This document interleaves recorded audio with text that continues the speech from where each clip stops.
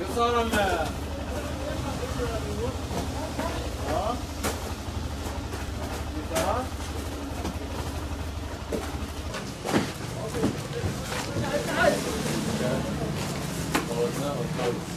يلا يلا.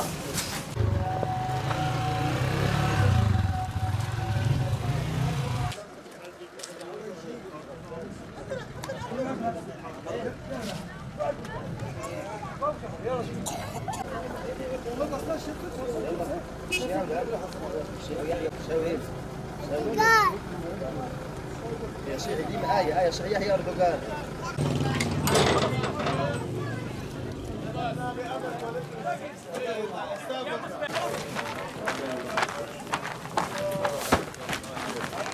البيضة هذه.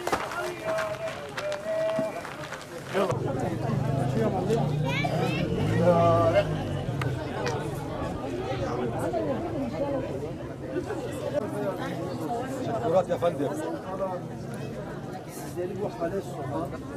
والله 50 خلص رقم واحد يجي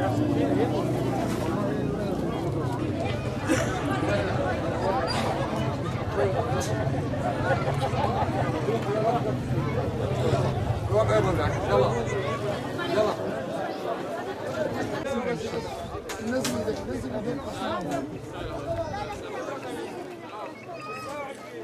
İki tane depo,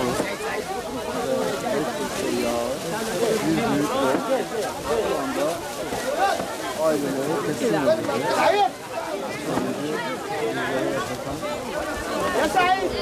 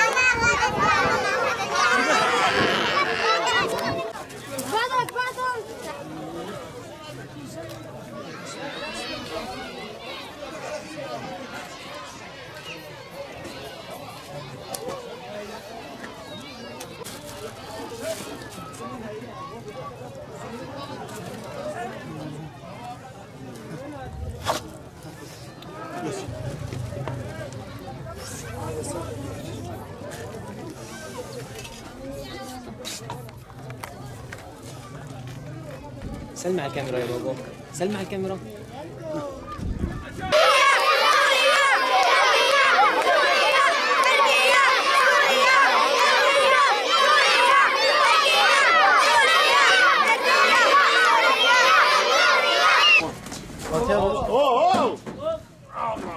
Tamam. Fatih abi. Tamam bir de bakayım. Osman abi tut onu sen. Fatma. 80 yetimhanenin bir yerdeyiz. Yetimler Vakfı'nın adaklarını burada inşallah keseceğiz şimdi. Onlara dağıtacağız. Allah hayırlarını kabul etsin. Hadi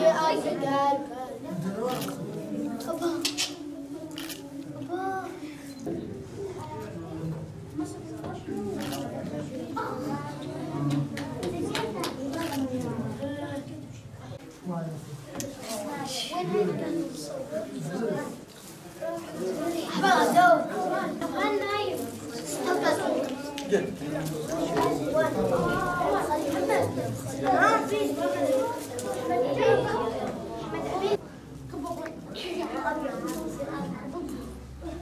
Hadi Allah.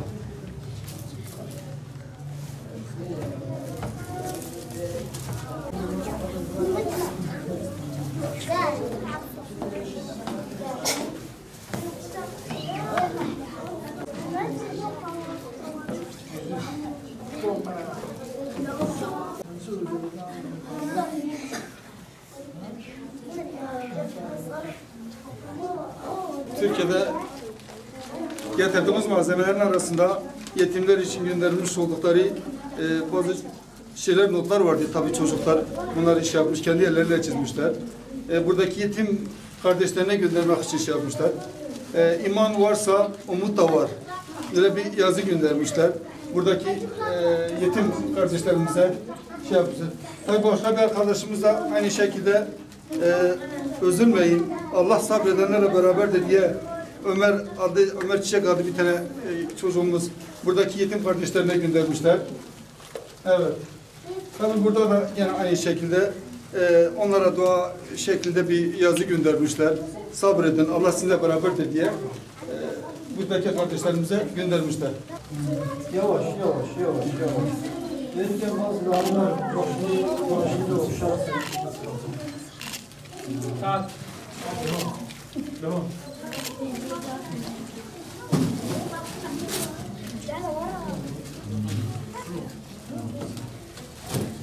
Anaları ve de babaları vardır. Allah haklarını bırakmasın. Kim sebep olmuşsa Allah da onlara bırakmasın. Onları kahredersin.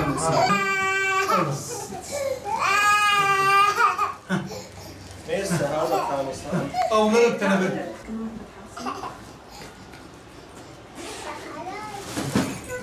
Eğitimle ilgili yarıştan sonra oralardan dolayı Yetimler Vakfı olarak, merkezi Diyarbakır'da bulunan Yetimler Vakfı olarak biz yaklaşık 2 tır gıdadır, battaniyedir, giyim malzemeleri, elbise, bu tür şeyleri, temizlik ürünleri getirdik. Birebir geldik, kamplara gittik. İdlib'de, karşımda şu an Türkiye sınırına yakın olan kamplara gittik. Gerçekten mağduriyet, çok büyük bir mağduriyet vardır.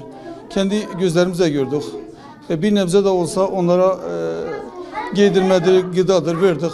Tabii bizim getirdiklerimiz daha binde bir ihtiyaçlarını karşılamadılar. Yani mağduriyet gerçekten çok ciddi bir boyuta ulaşmıştır. Yani kamplarda da kendileri görüştüklerimizde su yok, banyo yok, lavabo yok. Yaşlılar var, hastalar var, engelli hastalar var, yatalaklar vardır. Yani gerçekten sıkıntı çok büyüktür. Tabii bu konuda bize yardımcı olan hayırseverlere Allah razı olsun. Sizin aracınızda onlara teşekkürlerimizi sunuyoruz. Tabii ayrıca yine bir çağrı yapıyoruz o hayırseverlere. Yani gerçekten mağduriyet çok büyük bir şey vardır. Büyük bir boyutlara ulaşmıştır.